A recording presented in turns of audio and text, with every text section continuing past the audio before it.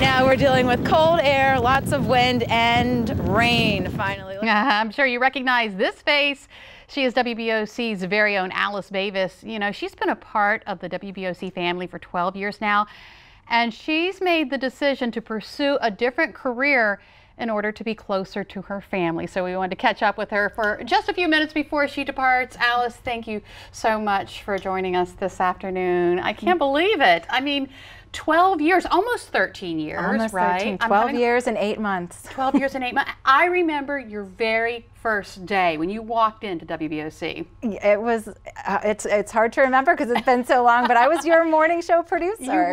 You were. And I remember thinking to myself, you know, you see people come and go in this business, and you kind of keep an eye on people. And I remember thinking, yeah, I'm not going to have her very long because you're going to move on. And what else did you say to me? Oh, I also told her that she would always say, you said that you were going to move on and move on and move on. And I said, yeah, you'll probably just fall in love with someone on Delmarva and have babies, get married and have babies. Didn't I call it? You called it that long ago. And I was just remembering it was when you would take your vacations on Easter holidays and go see your family that I used to get the chance to fill in for you. Yeah. And that was my first opportunity to anchor here. And because I had some producing experience, they for some reason let me do that. And so it was right here in this studio, in this very studio. It was a little morning show set that was right here. Yeah, that's so amazing. Okay, so you were doing that, and then you went on to become a morning reporter, which opened up an opportunity for you to, I guess, do some really interesting things. We had some fun doing the morning show reporting. I think the morning show was a little bit lighter than it wasn't.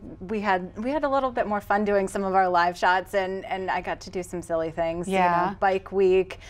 Some of the St. Patrick's Day things stick out in my mind as being funny. I remember you getting in that globe where the motorcycle was going round and round and round. And I'm sitting back at the anchor desk, and I was like a mother hen. I was worried for you, but you were a trooper. You got in there, you kept going, you kept talking, and it was like, you know, no big thing. And I can't believe I did that because looking back now, I guess maybe being the mother of 2 little girls, I don't think I would have enough courage to do that. Yes, and I was the mother years back then. Earlier, Yeah. And it seemed like you were doing a lot of weather back then too, weren't you? They would put you out into the rain. I kind of felt like a storm chaser.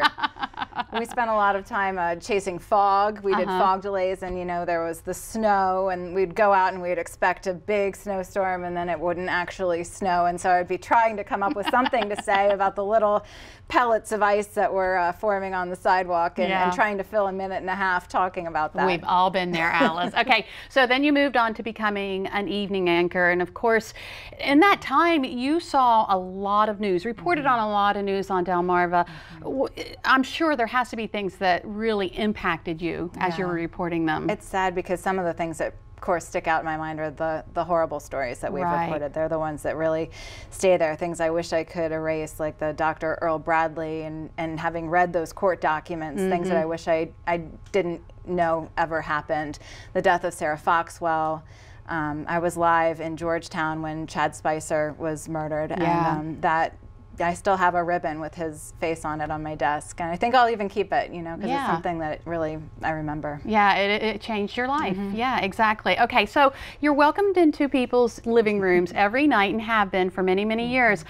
Unfortunately, you know, sometimes viewers can be relentless when it comes to comments, and we've all had them, right? You have to just learn to not read everything and not to take things personally. I think one of my favorite stories that I had was I watched a movie and I saw an actress who had darker hair, and I was like, you know, it was fall and I wanted to go for a darker look, more my natural color.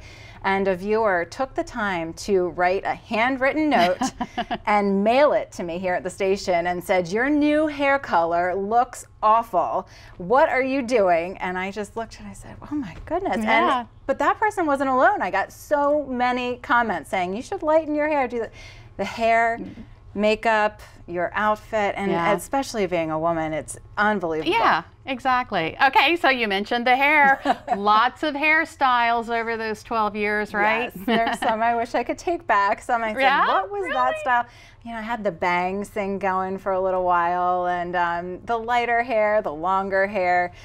You know, the bad hair days, you have them all when you're on TV every single day, especially being pregnant on television. Yeah, because I mean, you don't want to put a whole lot of hair color into your hair when you're pregnant, right? You don't want the hair color, and just trying to find something to wear when you're, you know, gaining 50 pounds and, you know, on TV and tired, and days where you just wish you could put your hair up and Sure. glasses on and come to work, and on TV you don't You really can't do that. have those off days. No, no. Okay, so you've dedicated a lot of time to the WBOC family, but you've decided you need to dedicate more time to your family, your growing family, with So your I two little have girls. 2 little girls. My oldest is about 2.5, and then my youngest is 8 months. And you know, it's very difficult right now. My husband is at home with them at night while I'm at work, and we spend time on FaceTime, and it's been a struggle because I can tell they need me. Yes. He needs me, and I'm an hour away from home, and I can't be there,